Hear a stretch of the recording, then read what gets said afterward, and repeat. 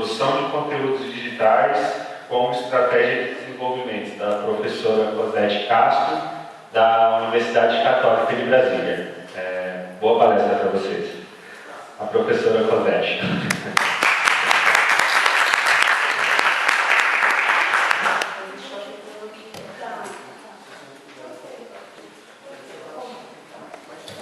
Bom dia, pessoal. Queria pedir desculpas pelo atraso. Hoje é domingo, perdoem.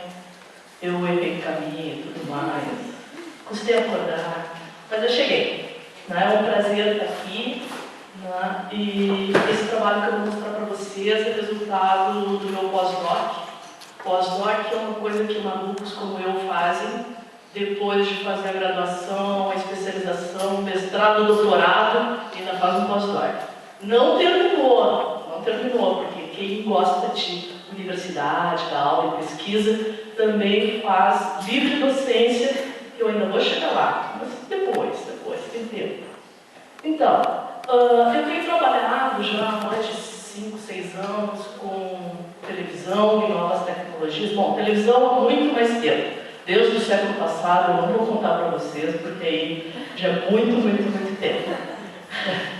Mas, então, desde 2004 eu trabalho com TV digital, com projeto de TV digital, e eu participo de alguns grupos. Eu coordeno na Sociedade Brasileira de Pesquisadores em Comunicação um grupo de conteúdos digitais e convergência tecnológica, pensando que conteúdos digitais podem circular em diferentes plataformas tecnológicas, inclusive a TV digital.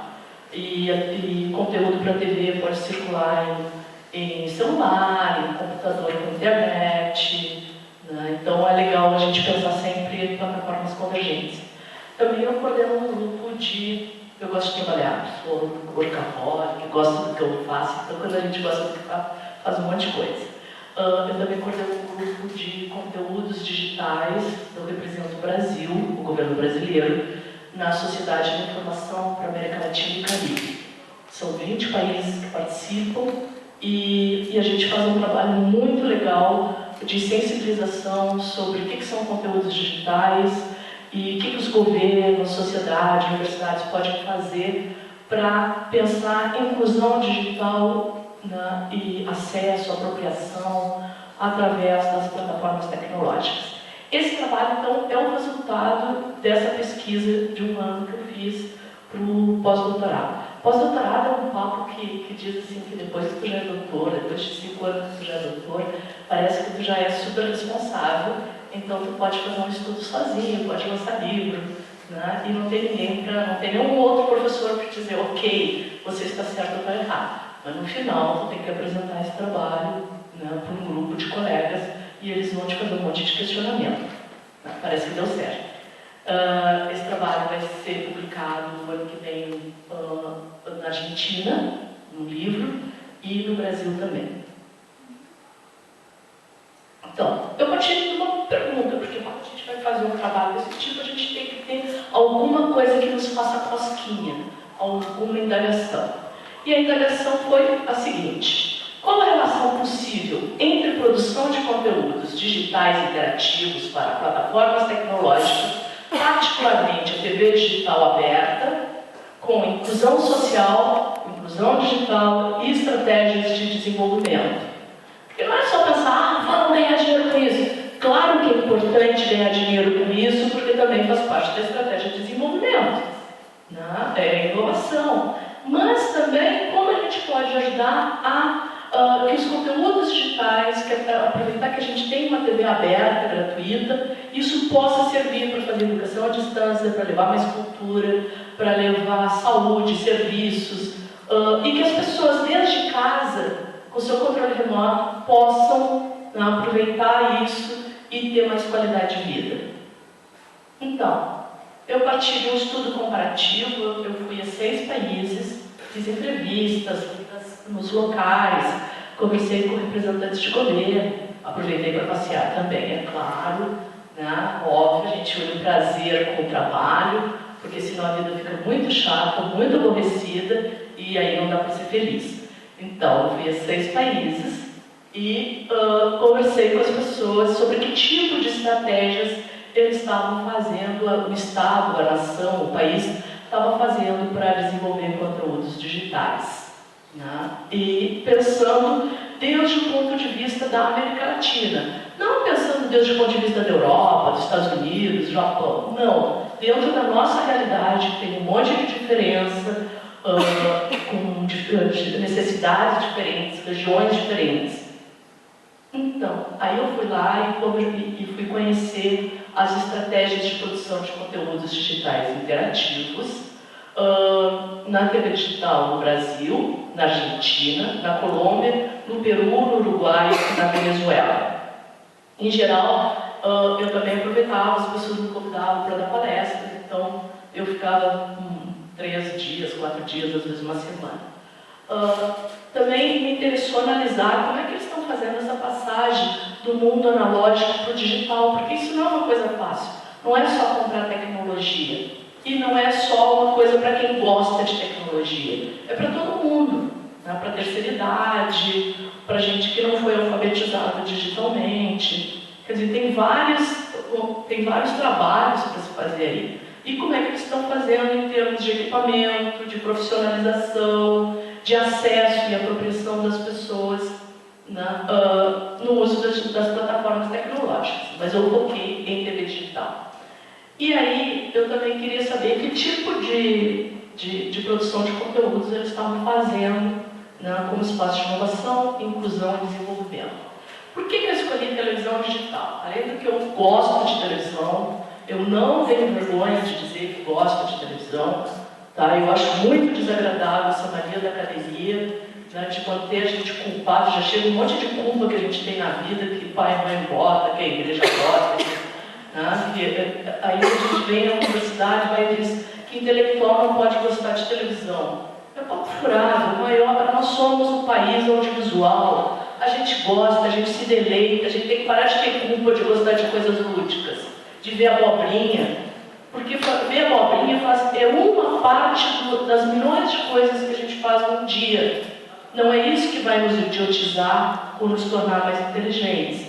Ler Tio Patinhas e a Carioca, né, ou Mônica, não vai nos emburrecer, como diziam nos anos 70. Isso é um discurso que vem lá dos anos 70 e que a gente absorveu e sai dizendo. E o pior, né, quem quer manter a cara de intelectual, né, diz: eu não vejo televisão. E aí vai para casa e vê TV com a mulher, ou a mulher vê TV com o marido, com o namorado, com a namorada.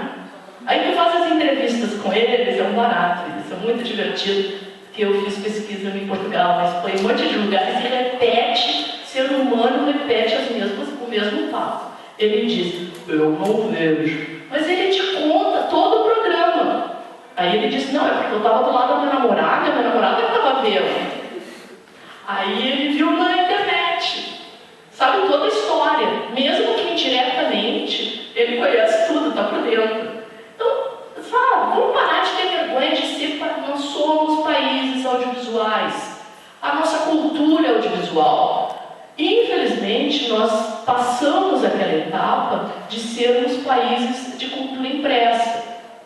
Pode ser que até aqui, nesse público que a gente está, a gente realmente faça parte dos 2% do Brasil que lê muito. Mas é 2% do país. Não é a realidade. Não é a grande maioria.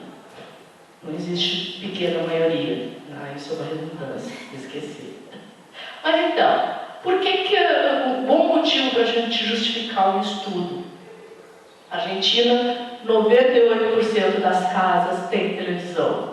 No Brasil, 98%, sendo que na região rural, na área rural, esse número cai para 96%. A Colômbia, 79% das casas têm televisão. O Peru, 67,5%. O Uruguai, 95%. E a Venezuela, 90%. Esses dados eu tirei de um outro trabalho que eu fiz em 2007 sobre indústria de conteúdos na América Latina para a CEPAL, que é a Comissão Econômica da América Latina e Caribe, que é um órgão das Nações Unidas. Está disponível na internet, quem quiser ler qualquer um dos dois trabalhos, mas esse de 2007 a 2008, está em espanhol, e se chama Indústrias de Contenidos em Latinoamérica. Latinoamérica tudo junto. Então, por quê? A América Latina possui cultura audiovisual, tem alto índice de televisão, e o modelo nipo-brasileiro de televisão digital é aberto e gratuito, e foi adotado por quase todos os países da América Latina, com exceção da Colômbia. Eu escolhi também estudar um país que não tinha o mesmo modelo que o nosso, até para ver que diferenças eles têm. E, infelizmente, os computadores ainda não chegam a computadores com internet, porque tem muita gente na América Latina que tem computador, mas não tem internet em casa, tem que sair para usar a internet. É o mesmo caso do Brasil também. Nós ainda não temos, pelo menos os dados oficiais, tá, do Conselho Gestor de Internet de 2010, 2011, nos diziam que não chegava a 30% das pessoas com computador com internet. Pode ser que esses números mudem, principalmente se a gente pensar em outras plataformas tecnológicas. Mas, por enquanto, a televisão é que está mais acessível e está mais nos lares das populações da nossa região.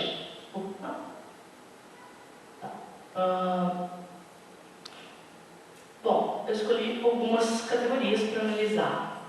Eu analisei o estágio que os países se encontram, se eles têm centro de produção de conteúdos, né, se eles têm polos de produção, se eles têm um centro nacional ou se eles têm vários polos de produção.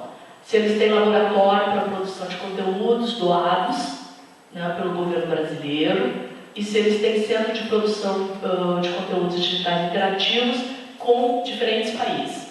O que acontece? Por exemplo, a Argentina tem 9 centros de produção de conteúdos digitais, o Brasil não tem nenhum. Né? O país que inventou, que desenvolveu, né, que deveria ser o grande mentor, que levou isso tudo para a América Latina, que vendeu a ideia para outros países, até hoje não tem um Centro Nacional de Produção de Conteúdos Digitais. Tampouco tem centros estaduais de produção de conteúdo. A gente tem iniciativas isoladas de universidades ou de empresas. Quem tem mesmo polos de produção é a Colômbia, tem 6 centros de produção voltados para a educação, e a Argentina, como eu comentei antes, depois eu vou voltar para isso. Depois o Peru ganhou 2 laboratórios no Brasil, e eles estão fazendo experimentos nessa área. Uruguai também ganhou, e centros de produção digitais interativos conjuntos. A Argentina, aproveitando que ela fala espanhol, né, e tem essa proximidade linguística com os demais países, acaba de anunciar uma parceria com a Venezuela para a produção de conteúdos. E o Uruguai anunciou uma parceria Brasil, Argentina e Uruguai para desenvolver conteúdos digitais para acessibilidade, que é uma coisa que depois eu vou falar melhor para vocês. Eu também estudei e analisei qual a prioridade dada pelos países para a produção, pesquisa, aprendizagem voltada para os conteúdos digitais. Aí eu queria saber se eles tinham atualizado a legislação do audiovisual e radiodifusão, se eles tinham criado uma outra lei, se eles criaram agências nacionais para tratar do tema, ministérios específicos, se existiam políticas públicas de fomento para a produção de pesquisa e aprendizagem, a existência de políticas públicas para a oferta de conteúdos digitais, comida e origem incluído. Bom, quando chegou aí, pessoal, quem atualizou a legislação? A Argentina atualizou a legislação, aliás, ela mudou a legislação, comprou uma grande briga com o Grupo Clarim, que é o principal grupo de lá, de comunicação. O Uruguai está estudando mudanças na lei. O Brasil já se propôs a fazer isso, não saiu do papel até hoje. Nós temos uma legislação anacrônica, antiga, que não responde às nossas necessidades. O Peru tem a mesma legislação e a Venezuela não chega nem perto de querer fazer discussão sobre isso. A Colômbia também não, só fez uma adaptação para utilizar a televisão digital. Não houve criação criação de agências nacionais, mas de setores sobre associação de televisão digital, órgãos ligados ao governo. Isso aconteceu na Colômbia, no Uruguai e na Argentina. Na Colômbia também houve a junção de ministérios, que é uma iniciativa bem legal, porque eles fizeram um ministério de tecnologias da informação, tipo o MINTIC, que eles chamam. Então eles juntaram comunicações e telecomunicações. Políticas públicas de fomento existe no Uruguai, na Argentina e na Colômbia. A Venezuela, a única coisa que fez foi agora anunciar essa junção de fazer essa parceria com a Argentina, mas ela não tem políticas, não tem desenvolvido políticas públicas sobre esse tema. Ao contrário, ela faz cursos, incentiva cursos, mas não passa disso. E lá na Venezuela também acontece uma coisa que é uma rotatividade de gente no governo muito grande. Então começa um projeto passa 6, 8 meses, bota outra pessoa, então não tem uma estabilidade, né, de mudanças muito grande. No Brasil, políticas públicas deixam muito a desejar. Tem uma partezinha lá no final que eu vou falar tudo o que falta para fazer e que dificuldades nós encontramos. A existência de políticas públicas para oferta de conversores digitais foi feita na Argentina.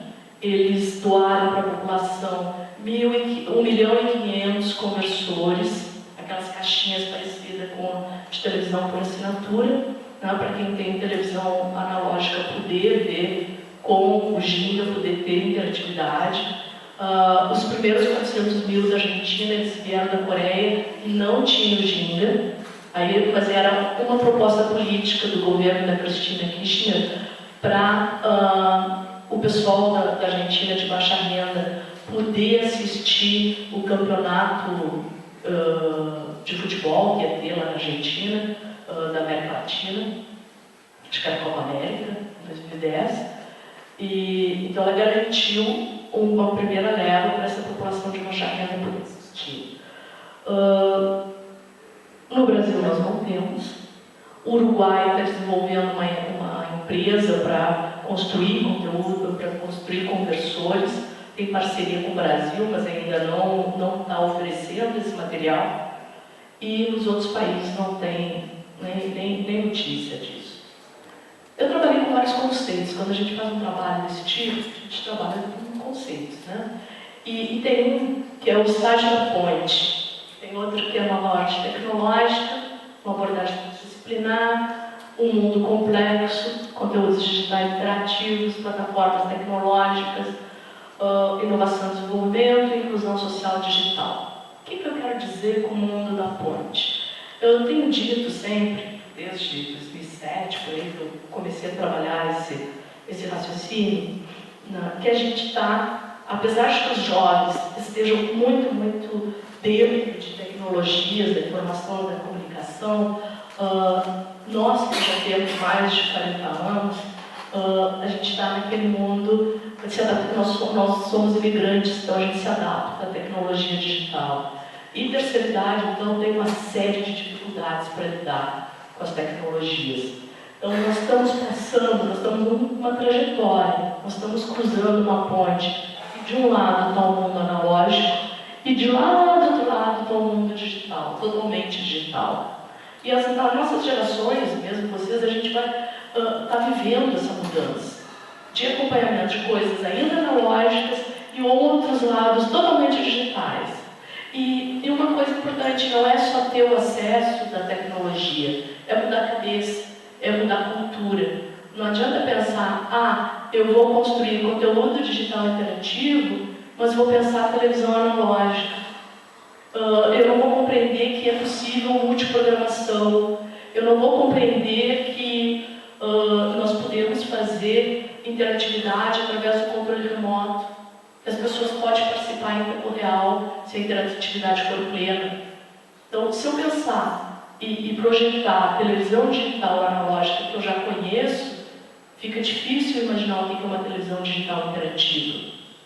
E eu sei que hoje, no decorrer do dia, vocês vão ter gente falando bastante sobre isso. Então, aqui é uma coisa que faz parte dessa sociedade complexa que a gente está passando. O mundo não é linear e certinho como a gente tinha antes, há 50 anos. Nós vivemos um mundo que as variáveis são múltiplas e a gente convive com um lado analógico e um lado digital que pode parecer paradoxo, mas a gente vai convivendo com eles até fazer essa transformação, essa caminhada. Em 2005, o André Barbosa Filho e eu trabalhamos um conceito que se chama Nova Ordem Tecnológica. Alguns colegas ficaram furiosos e disseram: vocês são tecnicistas, vocês só falam de tecnologia. Não, não é verdade. A gente fala de muito mais coisas que isso, e eu sempre falo desde o ponto de vista da inclusão social e digital. O que a gente quer dizer é que a tecnologia permeia toda a nossa vida. Permeia a nossa vida social, o nosso comportamento, a nossa cultura, a nossa educação, o nosso trabalho, né? As coisas que a gente fala com as outras pessoas, como a gente se comunica com os outros. E isso faz que ela seja transversal em todos os momentos da nossa vida.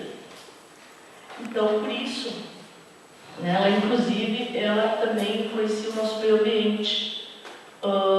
Nesse sentido, ela é uma nova ordem tecnológica, porque não tem como tirar a tecnologia de cada passo que a gente dá. E aí eu me remeto ao Eduardo Wieser, que é um bom amigo argentino, esteve aqui na Católica em abril. Ele diz que as tecnologias são uma construção social, né? Que o homem ele utiliza a tecnologia e isso é social, porque a gente dá vários papéis para essas tecnologias.